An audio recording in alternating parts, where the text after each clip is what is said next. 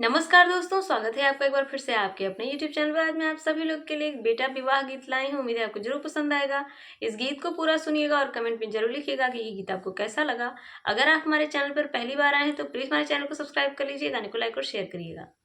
अंगने में बैठी है माया कौशल्या, सुन बेटा रज हमार हो। सीता के मोरे बेटा नैहर पहुँचाव, कैले त्या दूसरा बियाह हो। सीता के मोरे बेटा नैहर पहुँचाव, कैले त्या दूसरा बियाह हो। अंगने में बैठी है माया कौशल्या, सुन बेटा रज हमार हो। सीता के मोरे बेटा नैहर पहुँचाव, कैले त्या दूसरा बियाह हो।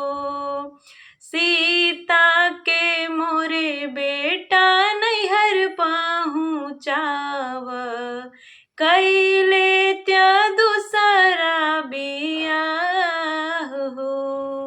इतनी बचन सुनीली है श्री राम, माया से पूछें एक बात हो। इतनी बचन सुनीली है श्री रामचंद्र, माया से पूछें एक बात हो। सीता के संगे माया पड़ली भंवरिया, 7 जन्म कई साथ हो। सीता के संगे माया पड़ली भंवरिया, 7 जन्म कई साथ हो। किया सीता अंचल, किया सीता चंचल, किया सीता बतिया कजोर हो।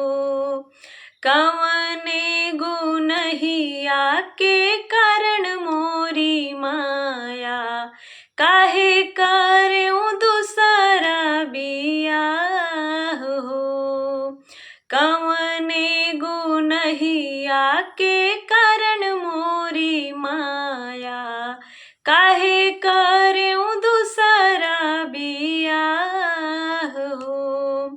सुनी मुस्कानी माता कौशल्या, सुन बहू अरज हमार हो।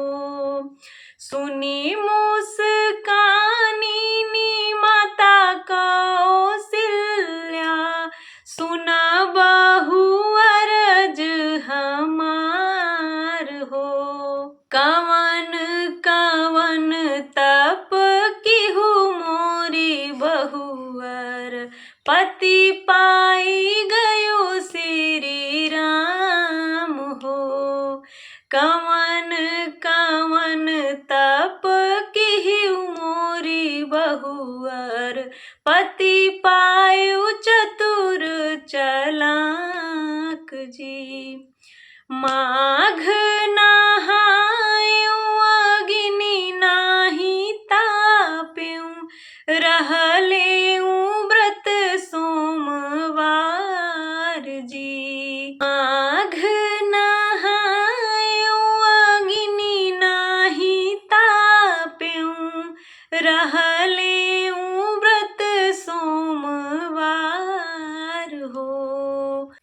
कोहू कभऊ नयन भल चितयु, पति पाई गयो श्री राम हो। कोहू कभऊ तयूं पति पायूं चतुर चालाक हो। उम्मीद है ये गीत आपको जरूर पसंद आया होगा। अगर ये गीत आपको पसंद आया हो तो कमेंट में लिखिएगा। चैनल पर पहली बार आए हैं तो प्लीज़ मेरे चैनल को सब्सक्राइब कर लीजिए, गाने को लाइक और शेयर करिए। प्लीज़ हमें सपोर्ट करिए। धन्यवाद।